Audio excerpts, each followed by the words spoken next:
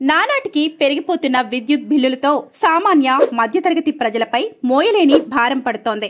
ఈ సమస్యకు పరిష్కారం చూపించేందుకు కేంద్ర ప్రభుత్వం ఒక అద్భుతమైన పథకాన్ని తీసుకొచ్చింది. ఇంటి పైకప్పుపై సోలార్ ఫ్యాన్లను ఏర్పాటు చేసుకుని ఉచిత కరెంటు పొందవచ్చు.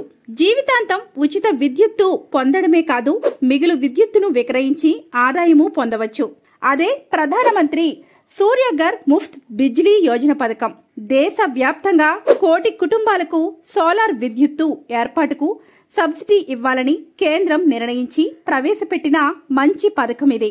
ఇందుకు కేంద్ర ప్రభుత్వం ఒక్కో ఇంటిపై గరిష్టంగా 78,000 రూపాయల చొప్పున సబ్సిడీ కల్పిస్తోంది.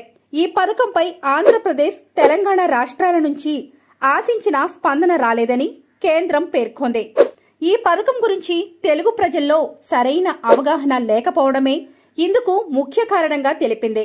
ఈ రూఫ్ టాప్ సోలార్ ద్వారా మీరు నెలవారీగా మరియు వార్షికంగా విద్యుత్ ఛార్జీలను ఆదా చేసుకోవచ్చు.